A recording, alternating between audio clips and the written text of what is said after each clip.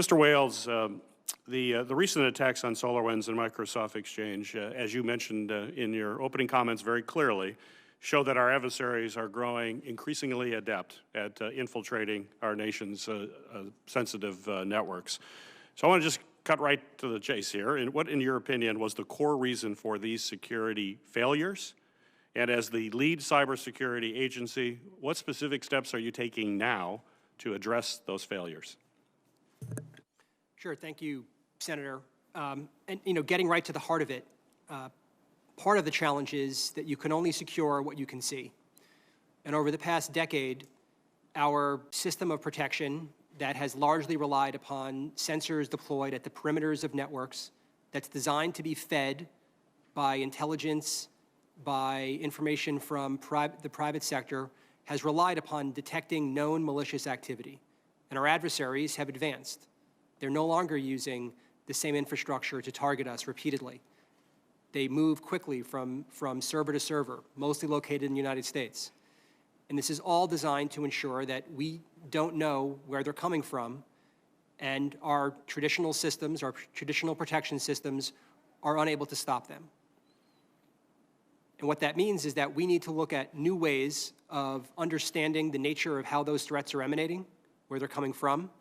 And it means that we need to deploy different types of systems to make sure that we've got the right level of insight in terms of where the activity is happening. As I pointed out, one of the main areas that we plan on focusing, including with the resources provided through the American Rescue Act, are looking inside of networks, moving from the perimeter, from the network, inside of networks to the endpoint, to the critical servers and workstations deployed throughout the federal government, to ensure that we have the right level of insight. Now, again, there needs to be a right balance. Those perimeter security sensors are still valuable. We use them to both protect as well as to forensically look back and see where activity may have been until we can conduct investigations. But that balance was too far out of whack in the past. It's too focused on the network and not enough inside of networks at the host. That's one key aspect.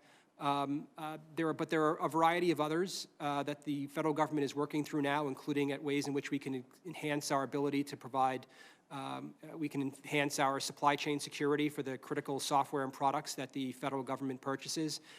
There's a lot of work to do across the board, and I think both in the openings that Chris provided and myself, we've outlined a number of areas that we believe the federal government needs to move to provide us the level of security that we now expect in the face of these more sophisticated adversaries.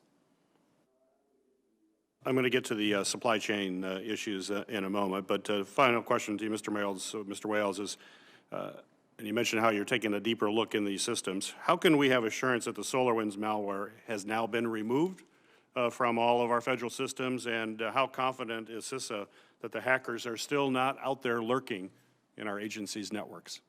Sure. So the majority of agencies have been progressing in their initial response and remediation work.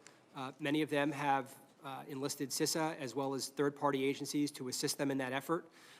As I indicated in my opening remarks, we've also provided them very detailed eviction guidance that they can work through, or checklists to make sure that that was already done. And CISA is working with each of them collectively and individually to ensure that they have executed the remediation of their networks that provides us a degree of confidence that the adversary is no longer present. That being said, and I've said this before, a responsive incident of this significance is going to take time. In many cases, agencies are going to want to put in place more stronger protections and better harden their systems and improve their defenses. And as they do that, over time, we will gain increasing confidence that the adversary no longer has the ability to access and is no longer present inside of those systems. Again, Igor, I understand that most of the agencies hit by the SolarWinds hack have completed security audits, as we've heard. But can we consider ourselves in the recovery phase now in this incident? And when should Congress expect the FBI to provide an after-action report to us? Thank you, Senator. So as part of Presidential Policy Directive 41, which guided the establishment of the Unified Coordination Group that addresses this incident, there is an after-action provision built in to that directive, by which every time we stand up one of these coordination groups to address a significant cyber incident, that automatically triggers an after-action report once that's completed. And we'd certainly be happy to discuss with this committee how the results of that might be shared.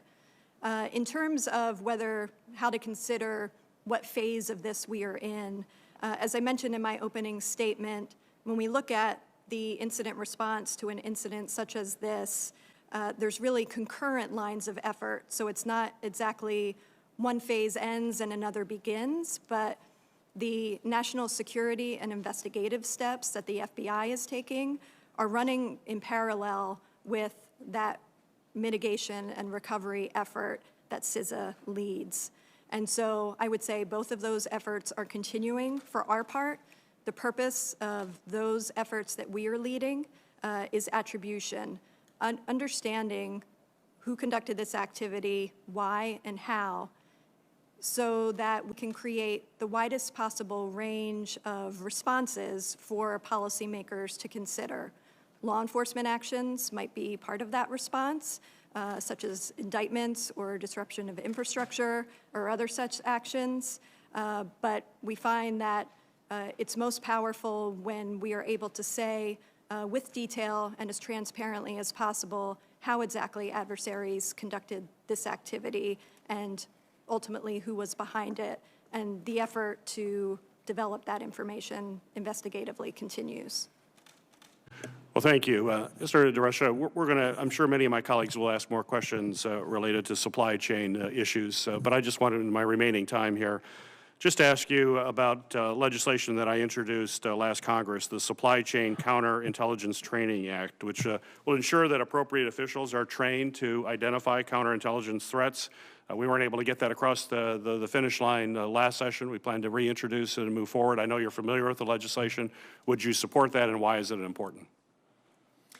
Yes, Senator. Absolutely commit to working with your staff on that bill. An important bill. It focuses on one of the things that I mentioned, which is constantly ensuring that our workforce is trained to follow the trends of our adversaries. And so, for that reason, of course, we fully commit to working with you on that bill. Great. Thank you. Ranking Member Portman, you're recognized for your questions.